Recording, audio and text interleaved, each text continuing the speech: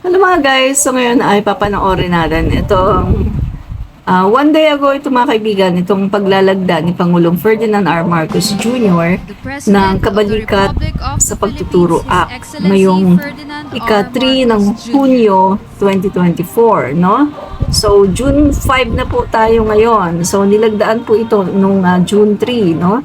So papanoorin po natin to mga guys, no? Okay, panoorin po natin. Play po natin ang video.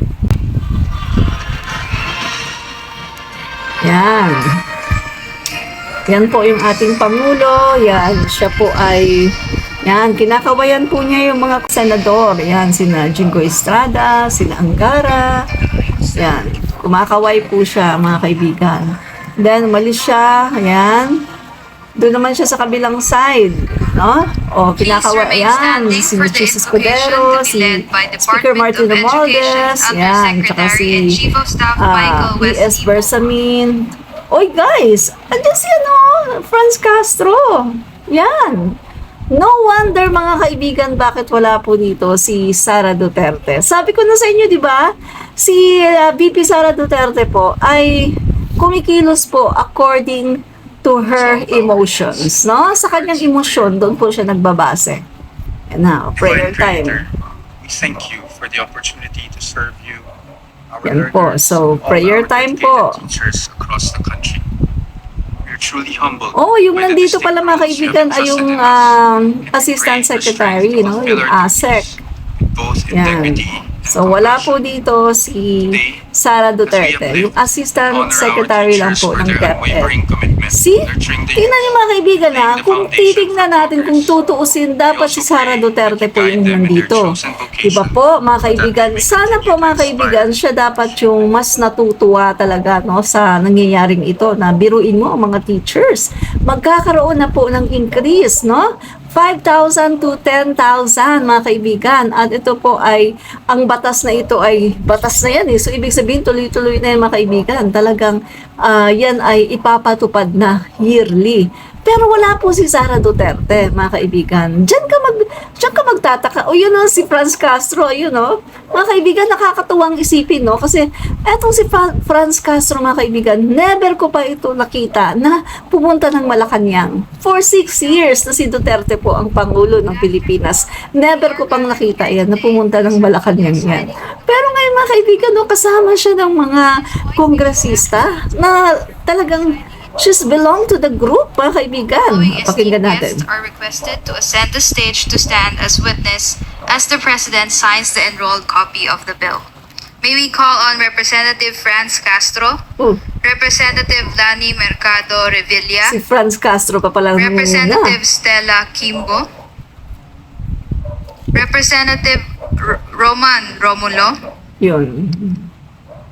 House Senior Deputy Majority Leader Ferdinand Alexander Marcos, Nakakatuwang isipin mga guys, no, na etong sina Senator Franz Mark Castro, Villar, never po ito pumunta, mga kaibigan, sa Senator mga Alan Peter Cayetano, okasyon sa Malacanang. Pero kita mo Senator ngayon Juan dito. Edgardo Sonny At hindi lang Angara, yan ang nakakatuwang isipin, mga kaibigan. Nandito, Senator Win yung mga Gatchalian, oposisyon, yung mga Senator Ramon Bong nagmura Revilla, kay PBBM at yung bumalahura sa kanya nung Senate 2016 Majority election. Leader Francis Tolentino, Diba?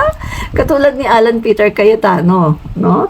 Na talagang tinawag House siyang Senior Deputy magnanakaw. Speaker Dong Gonzales, Yan mga kaibigan, no? Yan si Franz Castro, yan si Lani Senate Mercado. President Pro yan. Tempore Jinggoy Estrada,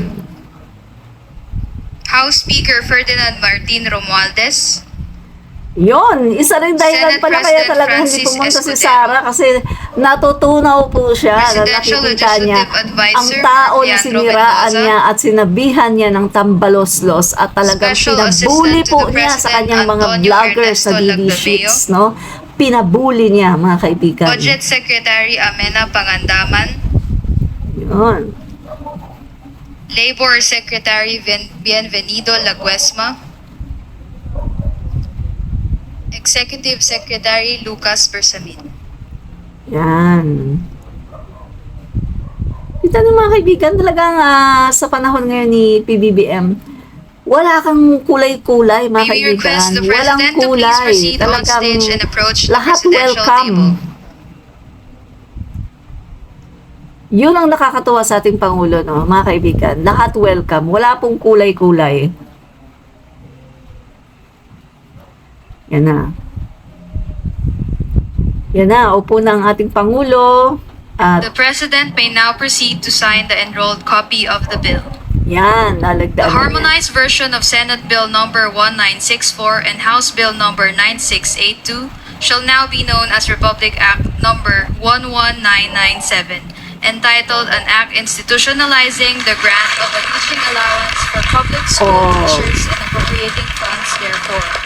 See? The law grants public school teachers with additional allowance not subject to tax for the purchase of tangible or intangible teaching supplies Kita and mo, mga materials, kaibigan. the payment of incidental Walang tax. expenses and implementation Not subject to of conduct tax. or of various learning delivery modalities.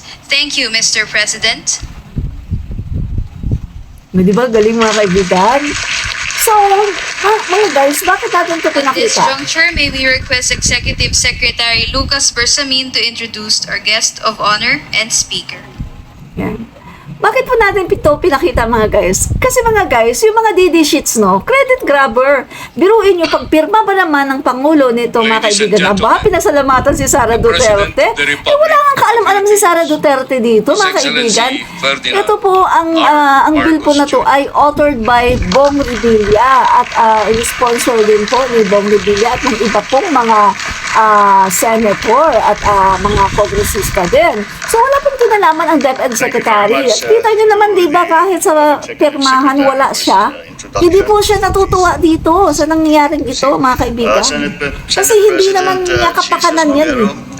Hindi naman niya kapakanan ito, diba?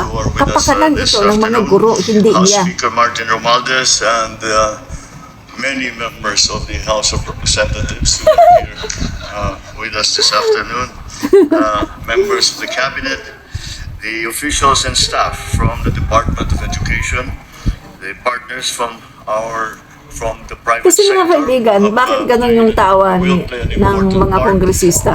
in this, Kasi mga guys, hindi po nangyayari na sa isang event na ganyan and ay parang my fellow workers in parang government, dala lahat ni Speaker Martin, yung kanyang mga kongresista. Makikita mo talaga yung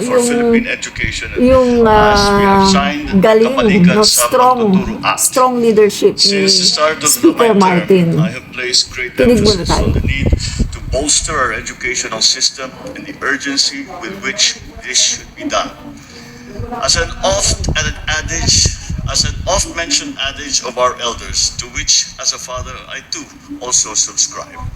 Education is the only inheritance that we can leave our children that can never be taken away from. O yan o, Our yung Vice secretary President and lang. Secretary of Education and the women Ni Sara, and the Department of ang Education andyan. have laid down the building blocks of a modern and responsive educational system. Through the Matatag Agenda, we are addressing the challenges to basic education. We are decongesting the basic education Vice curriculum President na kailangan focus na on dapat sana foundational nandyan skills siya, pero wala such as siya. Kasi numerous DepEd and Secretary siya, literacy. di ba? Pero wala Building siya. more classrooms and providing learning materials. Hindi and kasi siya internet natutuwa connections, dyan, mga kaibigan, especially no? in geographically Kasi isolated hindi siya and makikinabang dyan, disadvantaged areas. kundi ang mga guro We natin. pursue the school-based feeding program, fostering safe spaces for learning, and implementing other programs aimed at supporting learners' welfare. Today, thanks to the hard work of our legislators, we get to receive the much-needed assistance for the Matatag Agenda. Yan ang sinasabi ko. Credit ito sa ating mga legislation, mga legislator, no? Yung House of the Representative, House of Senate of the Philippines, no? Sa kanila i-credit ito. At sa ating Pangulo na pumirma ng bill. Kasi kung hindi naman din pipirmahan ng Pangulo natin ito, hindi ito magiging batas. Eh kung sasabihin ng Pangulo natin, ay hindi pa pwede, hindi pa natin pwedeng pirmahan yan kasi walang pera. O hindi wala, di ba? Kahit gaano kaganda ng bill na inihain ng House of Representatives at ng Senate ay wala pong kwenta kung hindi po pipirmahan ng Pangulo. They have to teach and they want to teach. And that's why we must give them the support so that they are allowed to do precisely that. The Kabalikat sa Pagtuturo Act comes as a welcome support to the advancement of the Matatag agenda. Teachers are the unsung heroes of our society, of any society for that matter. Correct. They toil and burn the midnight oil. They teach our children not for money nor for prestige. They serve our country each day by teaching our children the basic foundations to make them responsible and productive citizens. It is our responsibility as a government and as a society to take care of them. Indeed, this new law institutionalizes the provision of an annual teaching allowance and gradually increases it from the current 5,000 pesos to 10,000 pesos, which will not be subjected to income tax. And while it might seem Oh, diba? inconsequential to those who are already used to Walang having a income steady tax, supply mga guys. No? Galing. Walang income makes an tax. enormous difference for our No? beloved teachers and for the students. For decades, So they have talagang willingly mapapakinabangan taken on the mo yung burden of having increase to na spend their 5,000 to money 10,000 on pesos. supplies Mapapakinabangan mo needed to talaga kasi walang They bawas, embrace this di ba? wholeheartedly as their responsibility, as part of their duty as teachers, as part of their vocation.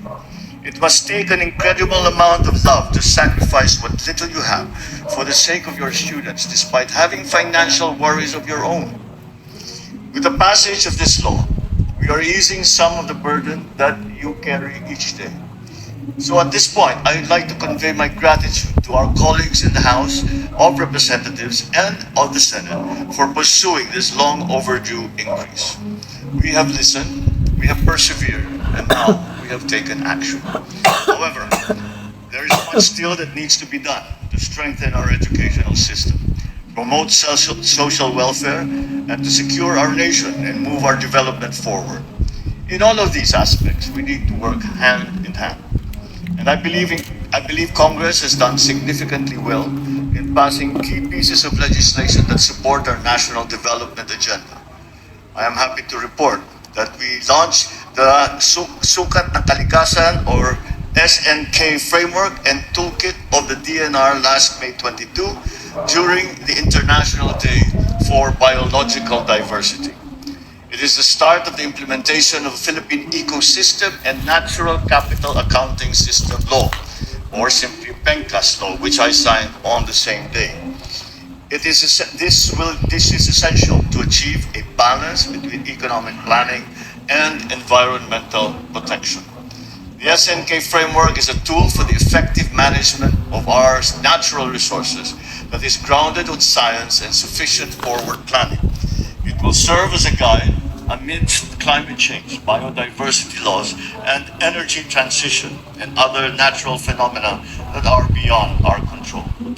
So I thank Congress for its passage of the Eddie Garcia Law as well, which was signed last May 24. This puts in place measures to protect workers of the movie and television industry, an industry that employs hundreds of thousands of people and generates billions of income annually. It mandates ang Pilipinas. Maraming salamat at magandang hapon. Thank you, Mr. President. At this point, may we request the President to kindly grant us a photo opportunity. First, may we request the members of the Senate, you may please proceed on stage. Si Bong Revilla, kita mo nakasaklay. First batch of the members Kasi of the House of yan Representatives, siya ang please nag-author stand by. ng bill na yan, no? So wala pong kinalaman dyan si Sara Duterte. So baka didishita, tigil-tigilan nyo na ang pag-credit grab nyo. Ugali nyo talaga mga credit grabber, walang kinalaman dyan si Sara Mau. At in fact, parang hindi siya masaya sa increase na yan na nangyari. Dahil kita mo, wala siya dyan, no? Oh, DepEd Secretary siya, ha? Vice Presidente pa siya, ha? Doon pa nga lang sa pagiging Vice Presidente, dapat andyan siya, eh. Dapat may suporta siya sa Pangulo. Pero wala siya. Tapos DepEd Secretary pa siya. Ang pinapunta niya, yung Assistant Secretary. Kita niyo, mga kaibigan? First batch of Kita the niyo? members of the House of Talagang hindi Representatives, kaya ni please Sara stand by. Duterte i-contain yung kanyang emotion dahil galit siya kay Speaker, dahil masama ang loob niya sa ibang mga Thank you. kongresista at mga Please senador na exit nandyan here. dahil sa nagpa-plastic lang siya kay PBBM.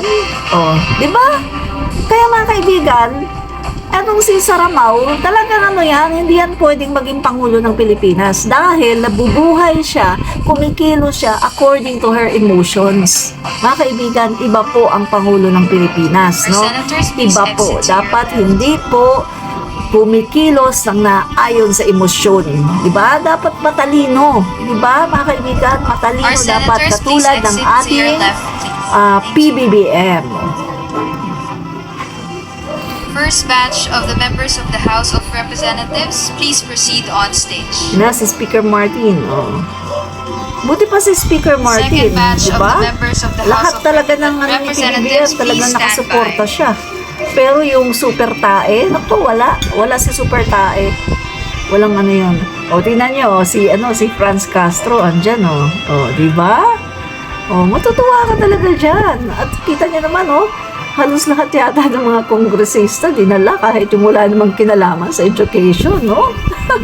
Ang galing talaga nitong si Speaker Martin Romualdez. Napaka-strong talaga ng kanyang leadership. Kita nyo, ang daming kongresista, mga kaibigan.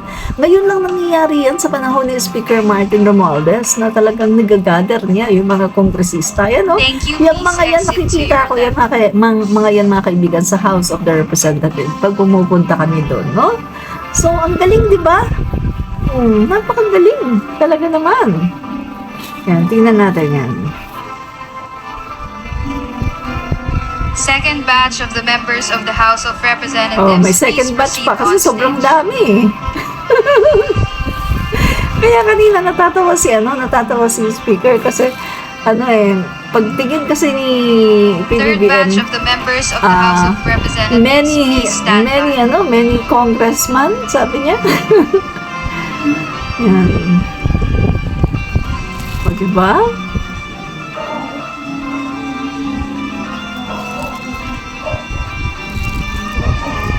Oh, ang dami, 'di ba? Lahat 'siya, no? Isinama lahat ni Speaker Martin, no?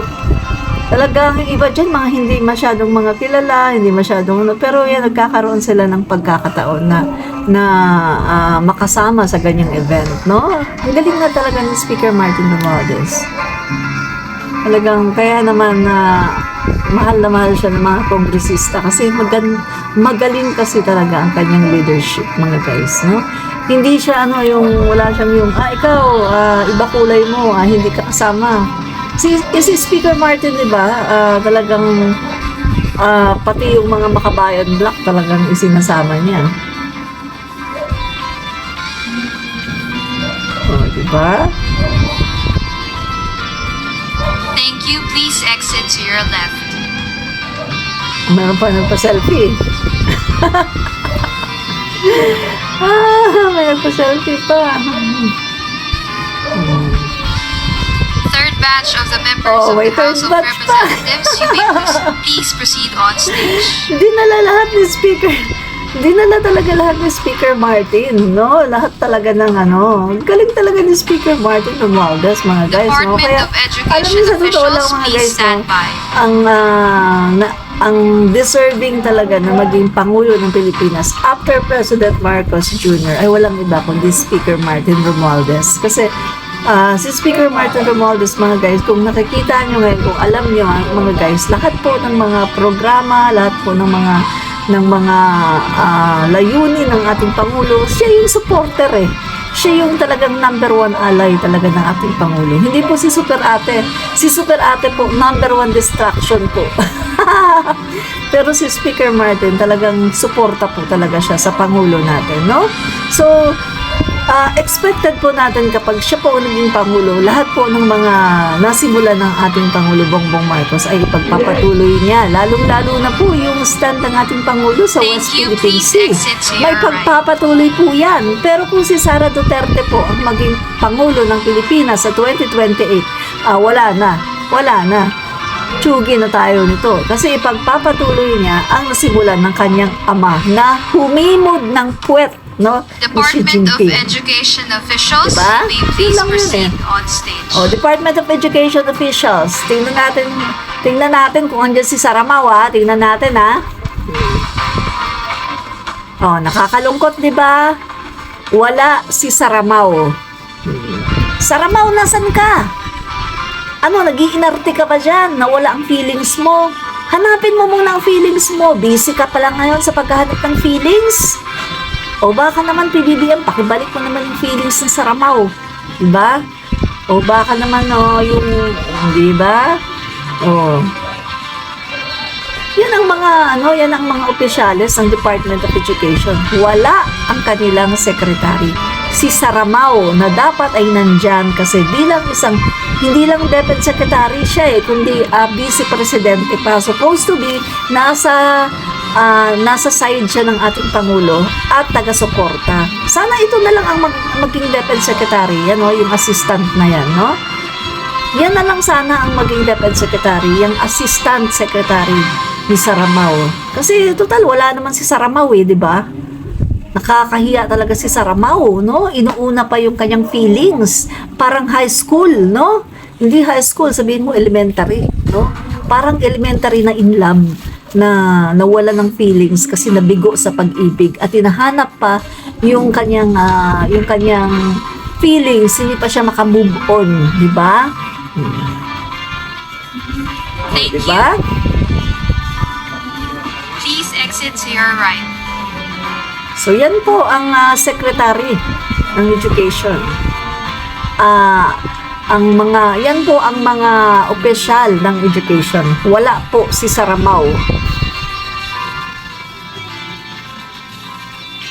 That concludes our program. Congratulations Diba? to the leaders, members, and secretariat Yan. of the House of Representatives and of the Senate. Thanks to all cabinet members and other executive officials as well as to all attendees from the private sector. Congratulations to the DepEd family. Once again, ladies and gentlemen, DepEd His family, Excellency pero wala yung Ferdinand DepEd R. secretary. Marcos Jr. Diba? Diba? Nakita nyo na mga kaibigan, no? So, yan yung sinasabi ko mga kaibigan. Kaya ko ito pinakita sa inyo. Kasi, eto nga, nagulat ako, no? Kasi, yung mga DD sheets, nagsipag pasalamat kay Sara Duterte. Sabi ko, ang lakas talaga ng amats ng mga DD sheets na to. Magpapasalamat kayo kay Sara Duterte. Hindi siya ang author niyan. Ang author po niyan si Bong Revilla. Siya rin po nag-sponsor at yung ibang mga kongresista at mga senador, no? Wala pong kinalaman si Sara Duterte dyan, no? At kita nyo nga, sabi ko nga sa inyo, parang hindi siya agree dyan sa nangyayari na yan, na maganda, hindi siya agree kasi wala siya no? Wala siya. Saan siya naroroon? Bakit wala siya? Di ba mga kaibigan? Andyan sina Franz Castro, andyan sina Speaker Martin Romualdez, andyan yung maraming mga kongresista ng House of Representatives na halos lahat ay pumunta. Biruin mo, naka-third batch ng photo off sa sobrang dami ng mga dala ni Speaker Martin na kongresista. Pero wala si Sara Duterte. Ang nandun lang ay ang mga opisyales ng DepEd at ang kanyang assistant secretary. So, ano yan? Vice President of the Philippines ka, hindi mo sinusuportahan ang Pangulo? Alis ka na dyan! Mag-resign ka na! Kung hindi mo kayang i-contain ang emotion mo, kung masyado kang isip bata na palagi kang napaparanoid at palagi kang nagtatampo, bumalik ka na sa Davao, doon sa nanay mo o sa tatay mo, doon magpakup-kup ka ulit. Kasi pakup-kup ka na sa magulang mo kasi hindi mo kaya na